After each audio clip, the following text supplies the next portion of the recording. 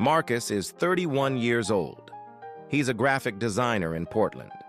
And 8 months ago, he told me something that made me put my coffee down. He said, "I use AI tools every single day now. I pay for 3 of them. And I just realized, I'm not a user, I'm a customer, and I don't own any of it." That sentence hit differently than I expected.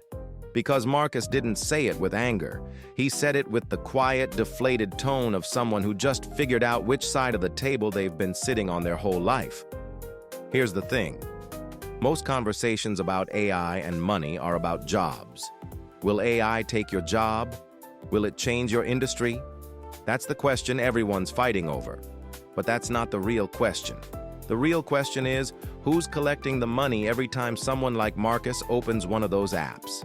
And I mean that literally. Every subscription paid, every API call fired, every enterprise contract signed. That money flows somewhere. The question is whether it flows toward you or away from you. I made a version of Marcus's mistake for years. Not with AI. This was back around 2014, 2015. I was paying for streaming services, cloud storage, productivity software, a project management tool I barely used. Probably $180 a month across everything. And I thought of it the same way I thought of my electric bill. Just overhead. Just the cost of being alive in the modern world. I wasn't thinking about who was on the other side of those transactions. I wasn't asking, what does their income statement look like? What does their margin look like? Who owns equity in that? I was just paying. Every month. Automatically. Without thinking. That's the part nobody tells you. Your auto-pay settings are someone else's income stream. Now, what most people don't realize is how fast that dynamic has accelerated with AI specifically. Here's a data point that stopped me cold when I first read it. The AI software market was worth roughly $100 billion in 2023. Analysts tracking enterprise adoption expect it to clear $1.8 trillion by 2030. That's not a prediction I'm making. That's the consensus from Goldman Sachs, McKinsey, and IDC, all pointing in the same direction. The disagreement is about how fast, not whether. And here's the thing about that $1.8 trillion. It doesn't appear from nowhere. It comes from businesses and individuals. People like Marcus, paying for tools they now depend on. Every dollar in that projection is a dollar leaving someone's pocket and arriving in someone else's. Which side of that are you on? Okay, so here's where it gets interesting. I have another friend, let me call her Nina. She's 38, she works in HR operations for a mid-sized logistics company in Ohio. Not a tech person, doesn't write code, doesn't follow quarterly earnings. But in early 2023, Nina did something almost nobody around her did. She looked at what her company was spending on AI tools, the contracts, the subscriptions, the consulting fees, and she asked herself one question. Who is my company writing these checks to? She made a list, 4 or 5 companies. She looked at each one. She asked, is this company publicly traded? Does it have durable pricing power? Is it growing revenue faster than its growing costs? She didn't have a finance degree. She used free tools. She spent maybe 6 hours across 2 weekends doing this. And then she opened a brokerage account she'd had sitting dormant for 2 years and started buying small, consistent stakes in the companies her own employer was paying. She wasn't acting on a tip. She wasn't guessing which AI company would win. She was following the money she could already see. By late 2024, that portfolio had grown 34%, while her salary had grown 3.2%. I'm not telling you to do exactly what Nina did. I'm telling you to notice the framework she used. She didn't try to predict the future. She looked at the present and asked, where is money already flowing, and can I position myself to receive some of it instead of just sending it? That's the reframe. Most people think investing is about forecasting. It's not. It's about alignment. Are you aligned with the direction money is moving, or are you standing perpendicular to it? Think about that for a second.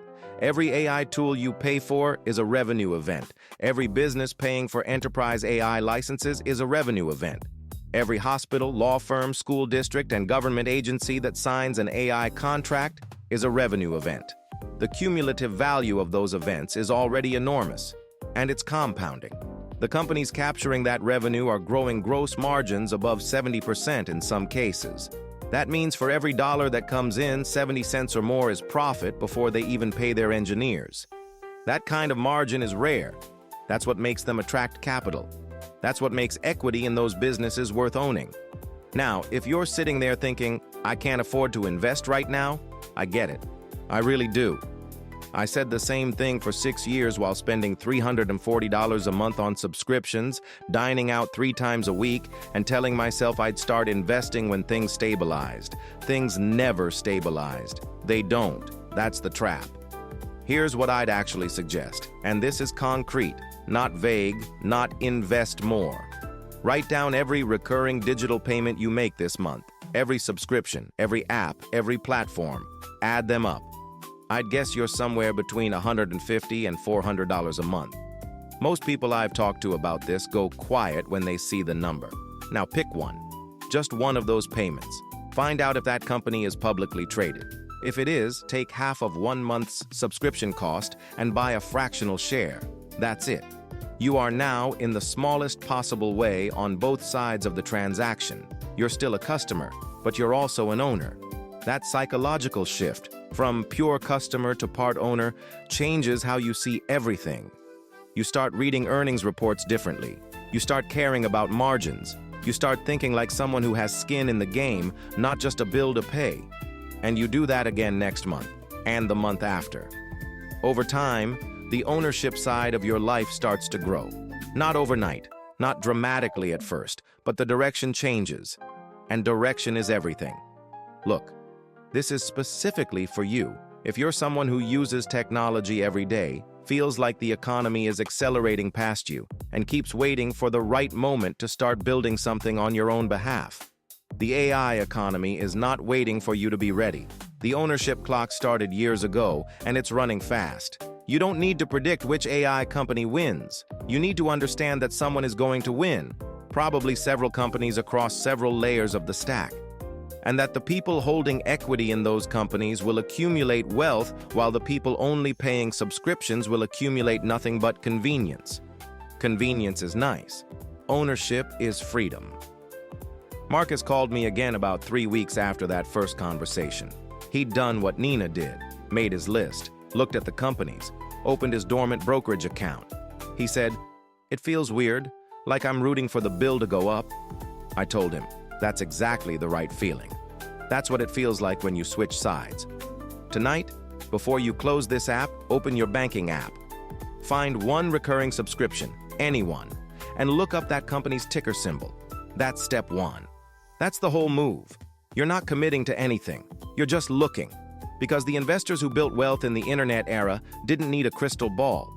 They just needed to notice that people were going to keep paying for the internet and get in front of that flow. The same clock is ticking right now. The only question is whether you're watching it.